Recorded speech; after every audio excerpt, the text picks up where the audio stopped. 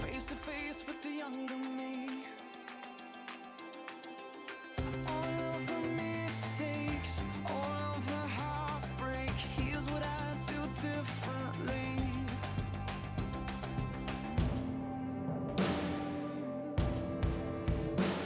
I'd live like I'm not scared, give when it's not fair, live life for another, take time for a brother, fight for the weak ones, speak out for freedom, find faith in the battle, stand tall but above it all, fix my eyes on you,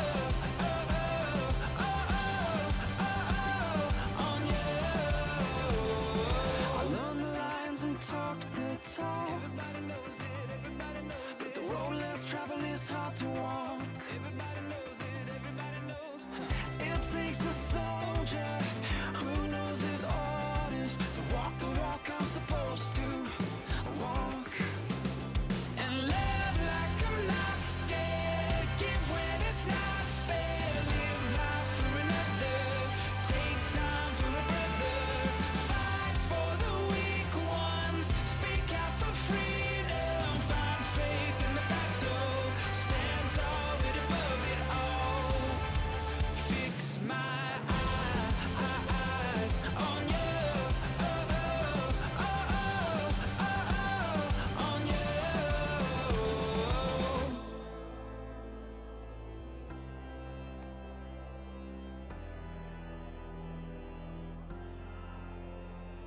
The things of earth are dimming in the light of your glory and grace.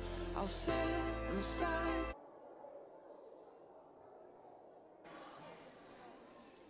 Well, you know I'm not gonna use it. You got that? You got?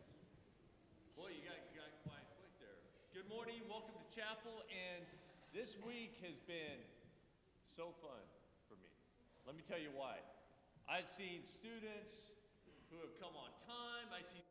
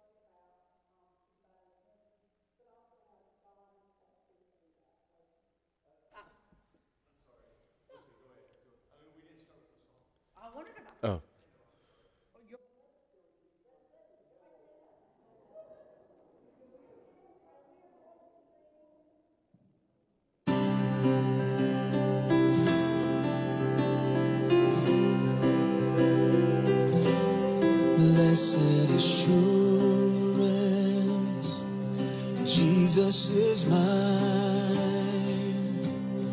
Oh, what a foretaste of glory divine, heir of salvation, purchase of God, born of His Spirit,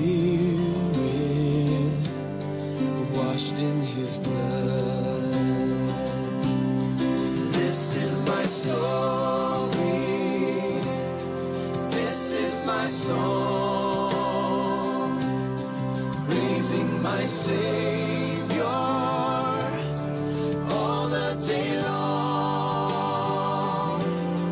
This is my story, this is my song, praising my Savior all the day long.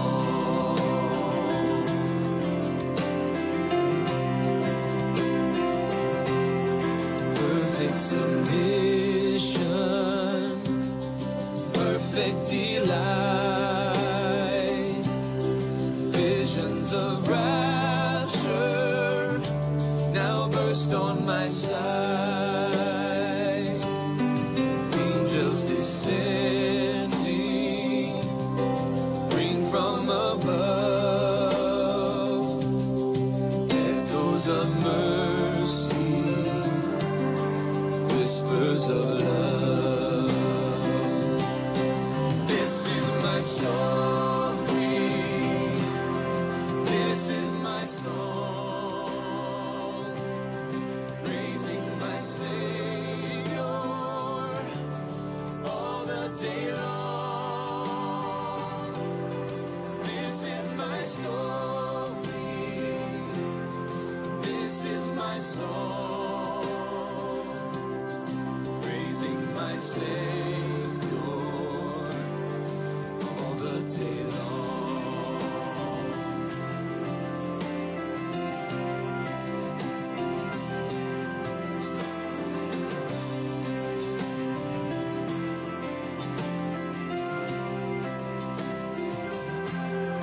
Perfect submission, all is at rest. I and my Savior am happy and blessed, watching and waiting, looking above, filled with His goodness, lost in His love. This is my story, this is my song, praising my Savior all the day long. This is my story, this is my song, praising my Savior all the day long, praising my Savior all the day long.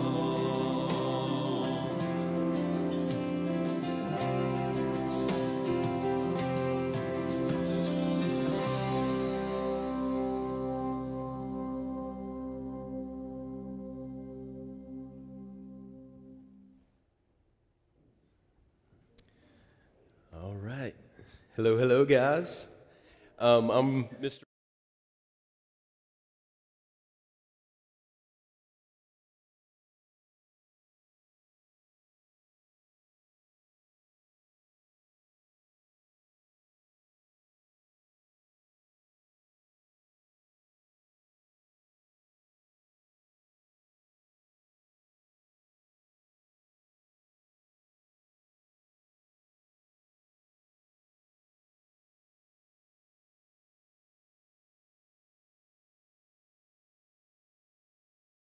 Go to Duke to get it cut off. Is that all you wanted to say? Okay. Thank you, baby. So yeah, Stella, that's pretty much the overview. I always like to tell people that I just arm wrestled Chuck Norris one time, but I do like to wear icebreakers to help people, especially kids, because obviously I look different from everybody else. So I wear shirts that say Shark Wrestler. One of my favorites is 25% off. I'm cheap at half the price.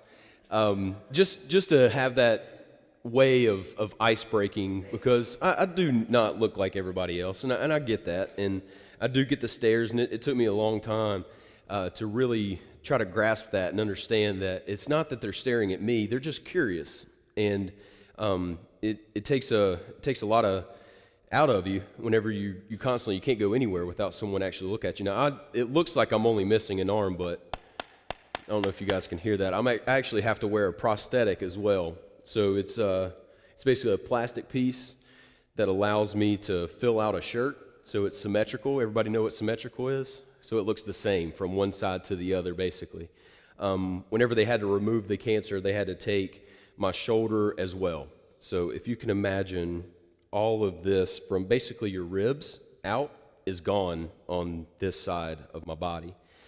But I did want to share, like what Mr. Rouse said, about how I went from bitter to better, right? So when I went through this whole process, finding out that I got diagnosed with cancer after 30 years old, cancer I always thought was kind of an old person's thing. You know, I don't have to worry about cancer until I'm in my 60s or 70s. Well, I had just turned 30, and I found a knot about the size of a quarter on the top of my arm, right in between where my armpit is, where my arm meets the top part of my armpit. It's about the size of a quarter, and to make a long story short, I go to get it checked out, and they said this could be cancer. And I just couldn't wrap my head around that. I'm 30, and I got my life ahead of me. This can't be cancer. So the local surgeon did a biopsy, which is basically they stick a needle in there to find out what it is. And they sent me to Wake Forest Baptist Hospital in Winston-Salem. And they did their own scans and everything, and they said, this is not cancer. This is a disease called synovial osteochondromatosis. Any Harry Potter in the fans? I didn't just put a spell on you or anything. That's actually a disease. But it's basically what that disease is it was creating these little marbles that were filling up my right shoulder full of these little tiny marbles as it's flaking off and creating a circular motion as I'm rotating my shoulder. And that's what the disease was. So I was like, oh, thank you. This is not cancer. I'm going to be able to get all this taken care of, remove it, and I'll be done. Just a little bit of rehab, and I'll be done. So they removed that ball that I was telling you about, the quarter-sized ball.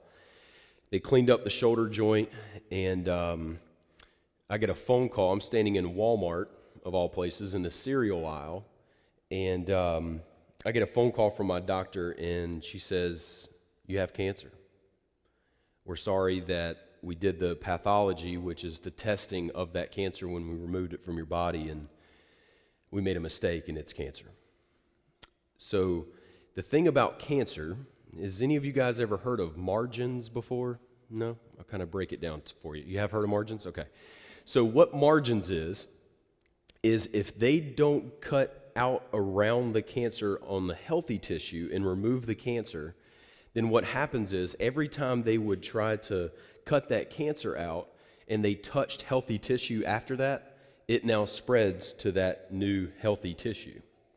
So it went from that small ball at the top of my joint to hundreds of tumors now filling up my body from my rib cage out, halfway down my arm. So scared me to death. I turned into a very bitter person because of this. You know, why am I going through this while I see, what I considered bad people walking around town and doing bad things, and they don't have cancer. They've got their limbs. They're not having a battle for their life or anything, right? So I started to turn inward and be very bitter because of this, and I just couldn't see the blessings around me. So whenever they removed all that, that being said, I went to Duke because I had one option left, and that was amputation at Wake Forest. They did 3 operations over 8 months to try to save the limb, and it got really serious to where we're going to have to remove a body part from you. So they said, before you do that, we need to send you to Duke, though. Now, I'm going to take a pause here for a second. Now, anybody who knows me, I'm a Carolina fan. Any Carolina fans in here? Yeah, that's what I'm talking about.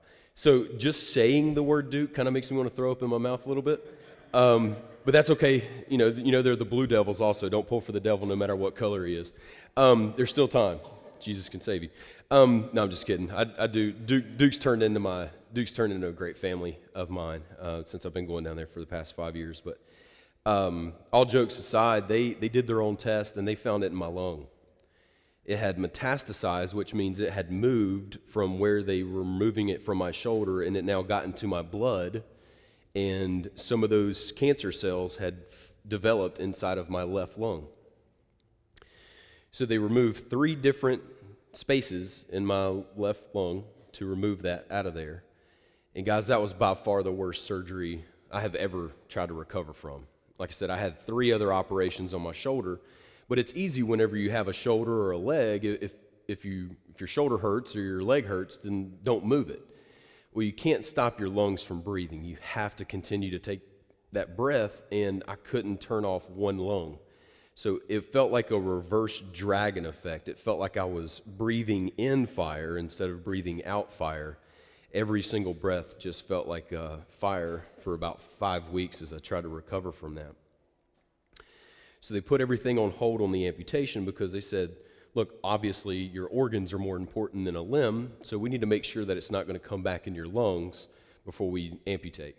Well, thank God that over the next 3 months, it did not come back in my lungs, and they decided to do the operation. So it's actually this month, May the 28th, will be 4 years. We were talking about that this morning, weren't we, baby? This will be 4-year anniversary of me losing my arm. And so May the 28th, 2014, and it was over. I remember waking up from the operation, and I remember vividly reaching over, just hoping that they were able to save the shoulder, and it was gone. All I felt was this huge bandage on the right-hand side of my body, and that's when I knew. I was like, okay, I gotta take this, and run with it. This is my life now. But I even see that as a blessing. So, like I said, I was bitter, but then I started to turn that around. You see, you can be bitter because of your circumstances, or you can be better from them. I don't know what each of your individual stories are, but if you're focusing on bitter every day, the I in bitter just means that you're focusing on you and only you, and that's not fair to everybody else, because Jesus provided an overall example that it's not about us. It's never been about us. It's about everybody else. He didn't come to die for himself. He come to die for each individual person in this room and in the entire world. He wants to show you himself, to show how much of a beacon of light he is. So how do you remember that? So the I in bitter focuses on you, and then the E in better is everybody else. So that's how you can remember that.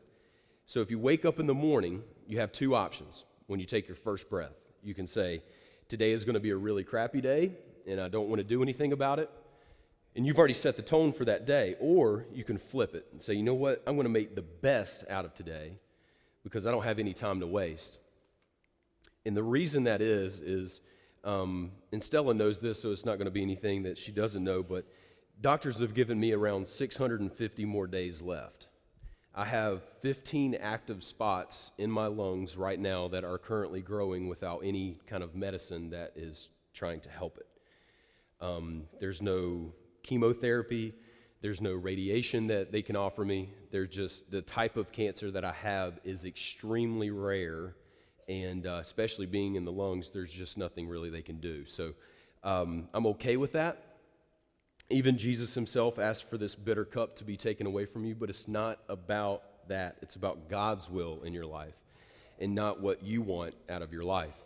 So I have accepted that. It took me a very long time to accept that, and I'm okay with it. And I just started to think about it. God's using me more since I have cancer and have had cancer than I ever did before I had cancer. So he knew what he was doing.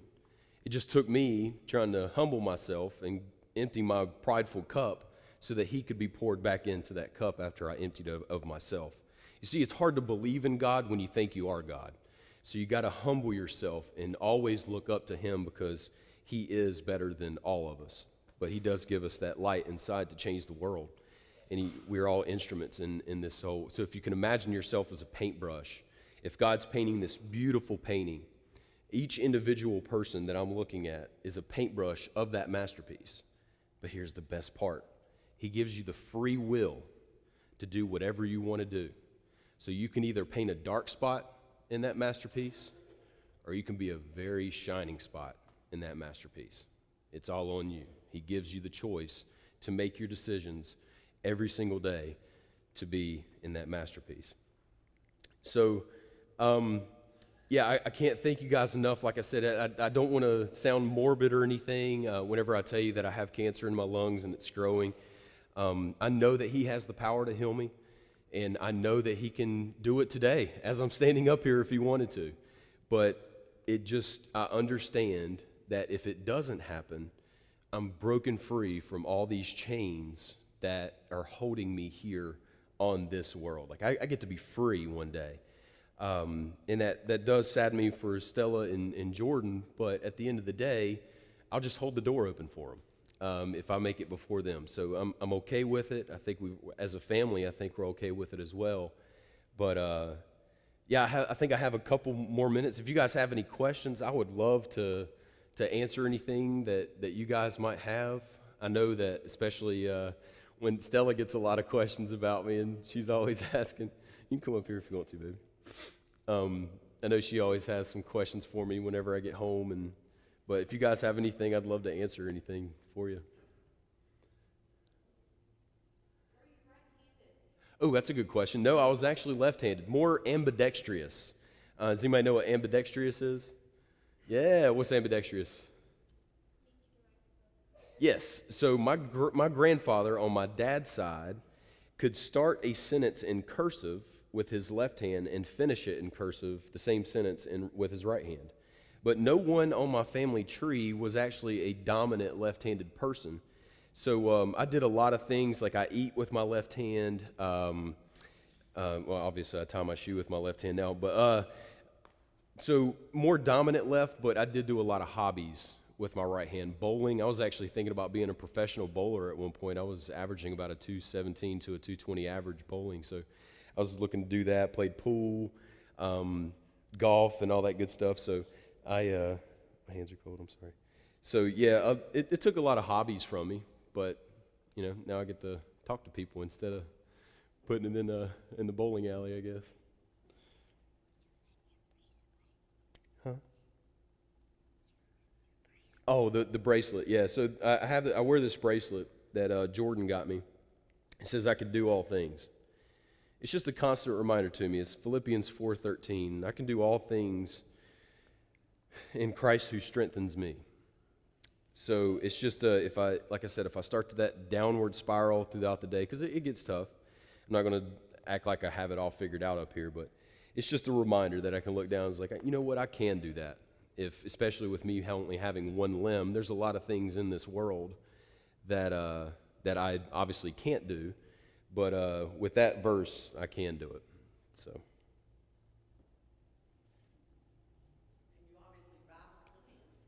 What's that? I do drive with one hand. I do.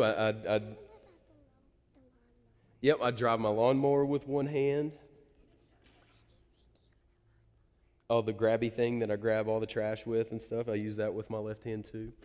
So, but yes, whenever you guys start driving, you'll have to drive with two. I'm sorry. Yes, sir. Oh, man, I should have worn my shoes. I need to put that video up on YouTube. What I might do is I might record it and send it to Miss Rao.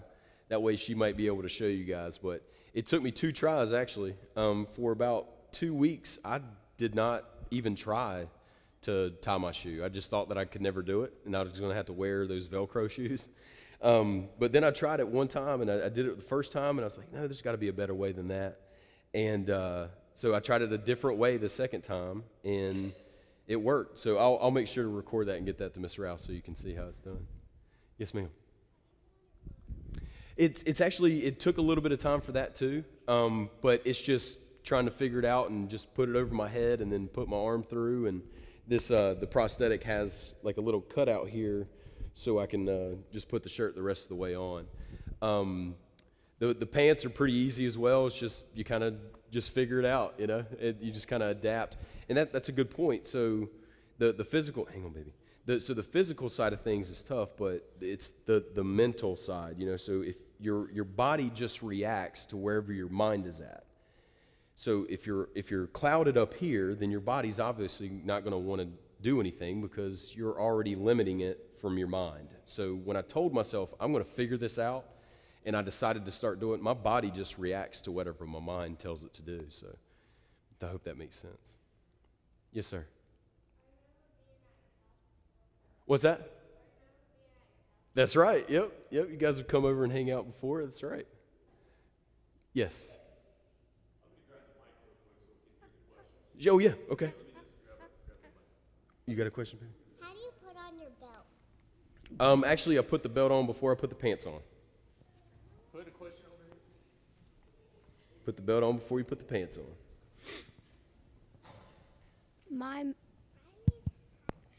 My mom died with cancer. What's that? My mom died with cancer. Oh, I'm so sorry, man. I'm so sorry. Riley has a question. Yes, Briley. So, yeah, so steaks and stuff, I can't really order steaks at restaurants, or I just don't cook them at the house anymore because it is difficult for me to cut certain foods. But my wife is a good cook, so she can make almost anything very tender. So she's able to cook for me so I can cut up the foods and stuff. Yes, sir. Why don't you get a prosthetic arm? That's a good question as well. I actually do have one. It was about $100,000, and it's sitting in my garage right now. Like I said, whenever I woke up from the operation, I was hoping that they could just keep the shoulder. Well, in the world of prosthetics, the shoulders just aren't there yet. They have them there, but it's really so limited that it's called abduction and flexion. There's no active ways to make that work. So really the only thing the arm could do, and she's seen it before, is I had elbow range. What was really cool, the hand could spin 360 degrees. That was pretty cool. And then I had a couple hand options. But with that being said, it weighs almost 14 pounds. And with it being anchored to the left side of my body, I actually started getting some back problems. So with that, I felt like I was walking around like this, having just 14 pounds of dead weight hanging off my right-hand side. But I've been able to use my surroundings more than anything. I'll open up pickle jars by putting the jar in between my legs, or peanut butter jars, or whatever I need to. Like I just try to use my surroundings and the things that God's given me to really try to figure things out and get things open. What color was that quarter-size spot on your arm? I don't know what color it was, because I couldn't see on the inside. I could just feel it from the outside. But I'm not sure what color it was, but it was just it just felt like a knot underneath my skin. Okay, we'll just do a couple more questions here. Yep. My cousin Grayson had cancer. What was the question? Her cousin Grayson had cancer. That's one of the children that we were raising money for, Warriors Against Pediatric Cancer. Man, I'm so sorry. I'll be praying for Grayson. Yes, ma'am. How can you button up your shirt? What's that? How can you button up your shirt? How can I button up my shirt? Yeah, that takes some practice too. It's just, you just kind of feel it and then just button it up. Just takes a lot of practice. Just a lot of practice. Hang on, baby. How do you swim? How do I swim? In circles. No, I'm just kidding. I'm just kidding. I'm just kidding. I can swim. Actually, Stella can swim now. We got her some swimming classes at the Y, and we go up there, and we have a lot of fun. But it's challenging. I'm not going to lie. It is challenging. But, yeah, I can still swim in a straight line. But most of the time, I pick on people all the time. I tell them I swim in circles. But, yeah, it just takes a lot. Everything physically. It just took me a lot of practice and a lot of trying to figure it out just to see what works and what doesn't work. Sorry, baby. Yes, sir. You may have already answered this. you said you went from bitter to grateful, I guess is the word. What was there a light that went on, or what? And you may have answered that, and I may have been thinking about going fishing or something, but Yeah. not that I'm not. You did a great job, but what? Was there a light that went on, or something that happened? It did. Yes, that's a good question. So whenever I found out that I had that I could possibly die from this when it got in my lungs, I decided to try to find out who Jesus was, right? Because I had two options at that point. If Jesus is not real, then I can live out my remaining days however I want without consequences. But if he is real, then now I have a standard that these real life decisions that I have here do have consequences. So I started reading the New Testament, and I started there, and started reading the red text, and came across Matthew. It's one of my favorite books, and Matthew 16:24. If any of you wants to be my follower, you must turn from your selfish ways, pick up your cross daily, and follow me. And I started really dissecting. I was like, what is a cross? And trying to find out, a cross weighed over 300 pounds in those days. What part of that sounds fun? And that's a daily thing that we have to do. So yeah, reading into Matthew and just reading about Jesus' teachings finally started switching that over to, it's not about me. I can't blame God for me getting cancer because we live in a broken world. But I know that his promises is that I do get to live forever, and I get a new body that will never rot. So it is about this world, but it's not about this world. He wants us to do everything that we can for his will while we're here, but he also promises, if we truly profess faith in Jesus Christ, that he'll allow us to live forever. And I'm looking forward to that. Yes, sir.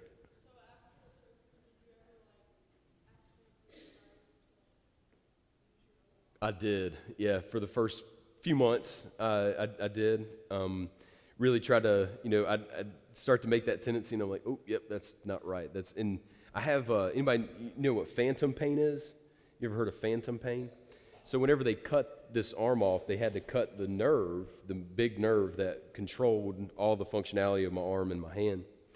And so the few weeks leading up to that after the operation felt like someone was digging a hot screwdriver into my side, because that nerve, God creates those nerves to control your body. So it was still trying to find things, right? It's still trying to, where'd this arm go? And it's really weird, because the best way I can explain it is, have you ever woke up with your arm numb before? Okay?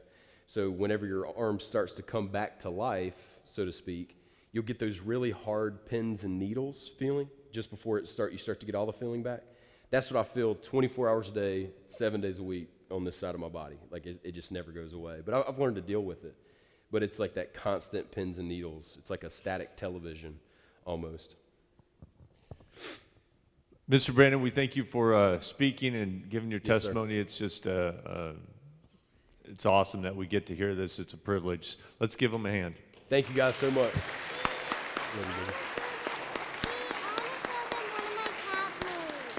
I don't know if you can do that.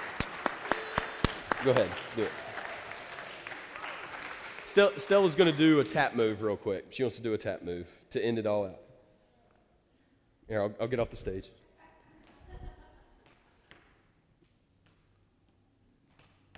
Yay! Yay. Good job, baby. Hey, 8th grade, we'll go ahead and take our offering. Good job, baby. Can you go sit back down?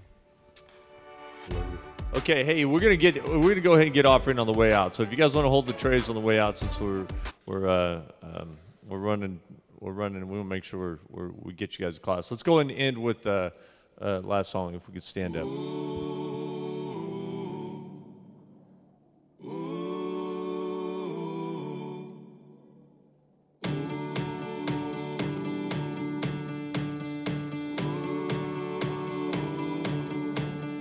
Bring your tithe and bring your shame. Bring your guilt and bring your pain. Don't you know that's not your name?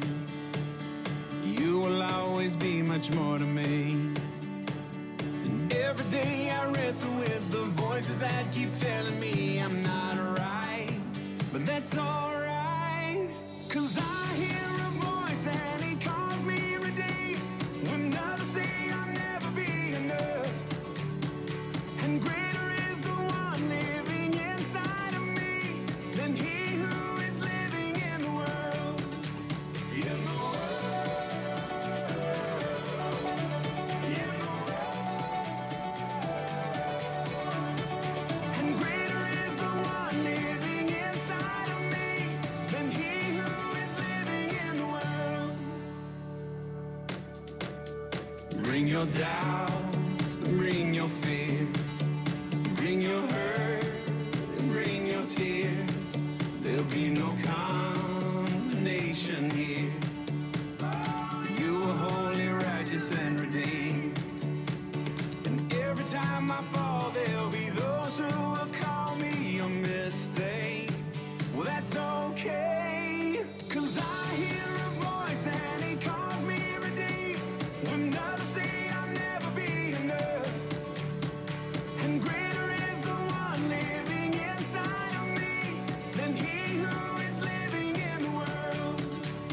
In the world. In the world. And greater is the one living inside of me than he who is living in the world.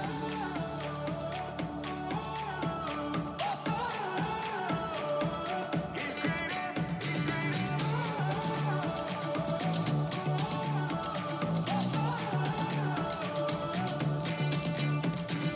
There'll be days I lose the battle. Grace says that it doesn't matter, 'cause the cross already won the war.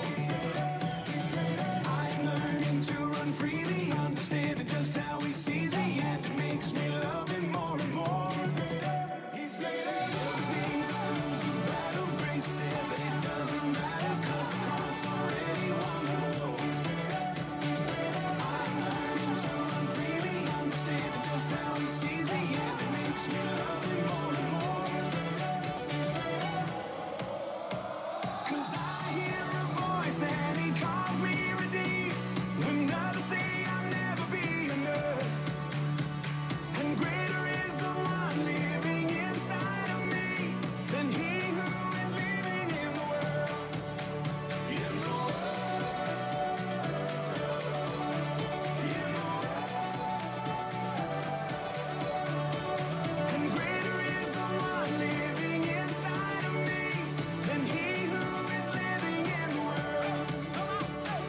There'll be days I lose the battle. Grace says that it doesn't matter, 'cause the cross already won the war. He's greater.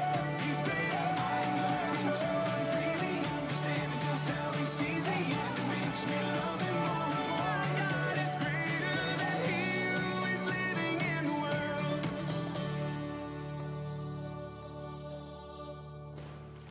Josiah?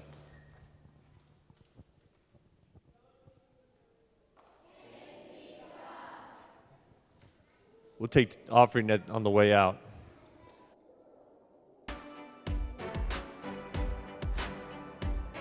They say you're the king of everything, the one who taught the wind to sing, the source of the rhythm